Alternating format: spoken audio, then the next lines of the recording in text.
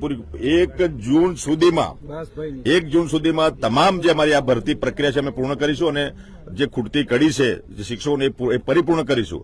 મને કહેતા બાબતનો આનંદ છે કે કચ્છનો જે પ્રશ્ન હતો. નમસ્કાર મિત્રો, સ્વાગત છે તમારું આજના એક નવા વિડીયોમાં. કાયમી શિક્ષકોની ભરતી અંગે શિક્ષણ મંત્રી કુબેર ડિંડોરનું મોટું નિવેદન જે છે સામે આવી રહ્યું છે. આની અંદર અમુક નવી તારીખો જે છે જાહેર કરવામાં આવી છે અને કચ્છની અંદર ફાઇનલ ભરતી ક્યારે થશે અને કેટલા ઉમેદવારોની ભરતી કરવામાં આવી રહી છે કાયમી, એની પણ આની અંદર ઇન્ફોર્મેશન આપવાની છે. તો આજે આપણે વિડીયોમાંની સંપૂર્ણ ચર્ચા કરવાના છીએ કે હવે ક્યાં સુધીમાં જે છે એ 10,700 જગ્યાઓ પર ભરતી થઈ જશે અને કચ્છની અંદર પણ ભરતી થઈ જશે. તો શરૂ કરીએ આજનો આ વિડીયો. કાયમી શિક્ષકોની ભરતી અંગે શિક્ષણ મંત્રી કુબેર ડિંડોરનું મોટું નિવેદન જે છે એ સામે આવી રહ્યું છે. આની અંદર તારીખ પે તારીખ મીન્સ હવે નવી તારીખ એક જાહેર કરી દેવામાં આવી છે. શિક્ષકોની ભરતી ક્યારે પૂરી કરવામાં આવશે એની પણ ઇન્ફોર્મેશન અંદર આપી દેવામાં આવી છે. ટીચર રિક્રુટમેન્ટ 1 જૂન સુધીમાં શિક્ષકોની ભરતી જે છે પૂર્ણ થશે. કુબેર ડિંડોર દ્વારા આ ઇન્ફોર્મેશન જે છે એ આપવામાં આવી છે. ત્યારબાદ તમે અહીંયા જોઈ શકો છો કે રાજ્યમાં શિક્ષકોની ભરતી મામલે મહત્વપૂર્ણ સમાચાર જે છે સામે આવી રહ્યા છે.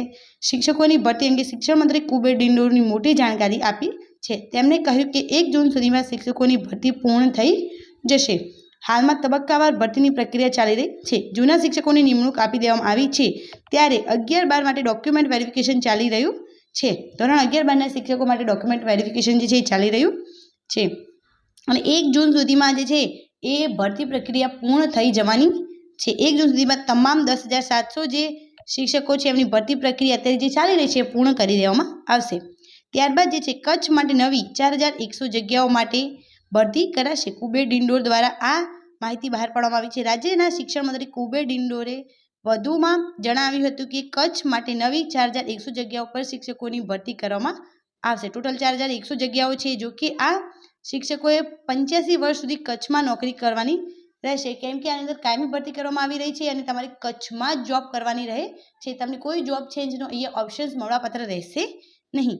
ઉલ્લેખનીય છે કે ગુજરાત સરકારે શિક્ષકોની ભરતી અંગે એક મહત્વપૂર્ણ નિર્ણય લીધો, જેમાં 12 માર્ચે લીધો હતો અને જાહેરાત કરી હતી કે હવે લાંબા સમયથી ખાલી પડેલી શિક્ષકોની જગ્યાઓ માટે મોટા પાયે ભરતી થશે. સરકાર દ્વારા 10,700 જગ્યાઓ માટે જે છે ભરતી કરવામાં આવેલી છે. 2,230 શિક્ષકોને શાળા ફાળવણી નિમણૂકની આદેશ પ્રક્રિયા પૂર્ણ કર્યા બાદ સરકારે આ મહત્વપૂર્ણ જાહેરાત કરી હતી. પહેલા 2,230 શિક્ષકો જે છે એમને નિમણૂક આપી દીધી છે અને હવે બાકીના જે શિક્ષકો છે એમના માટે ભરતી પ્રક્રિયા 1 જૂન સુધી પૂર્ણ કરી દેવામાં આવશે. સરકારી શિક્ષક સહાયકો સાથે 3,187 ખાલી જગ્યાઓ ભરવાની મંજૂરી આપી છે. બીજી જે શિક્ષક સહાયકો છે એમના માટે પણ 3,187 જગ્યાઓ માટે ભરતી કરવાની જે છે એ પરમિશન આપી દેવામાં આવી છે. 1 જૂન સુધીમાં આ ભરતી પ્રક્રિયા પૂર્ણ કરવામાં આવશે. અત્યારે શિક્ષકોની ભરતી ચાલી રહી છે, જેમાં અલગ અલગ વિભાગમાં 1 જૂન સુધીમાં આ ભરતી પૂર્ણ કરવામાં આવશે અને તે અનુસંધાને આંતરિક બદલીઓ અને રિટાયર થતા હોવાથી આ સતત ચાલતી પ્રક્રિયા હોવાથી શિક્ષકોની વધઘટ છે થતી રહે છે, કેમ કે અમુક લોકો રિટાયર થાય છે તો એમને બદલે બીજાને લાવવાના થાય છે. તો આ પ્રક્રિયા જે છે ચાલુ જ રહેવાની છે.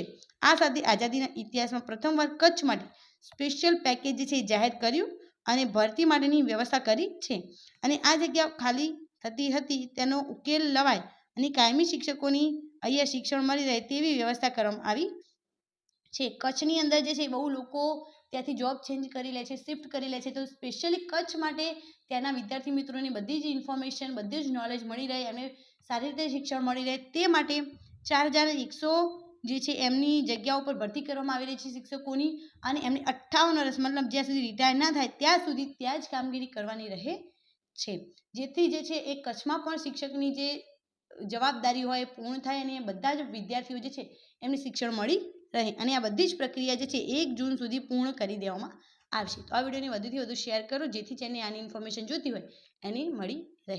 Thank you so much for watching.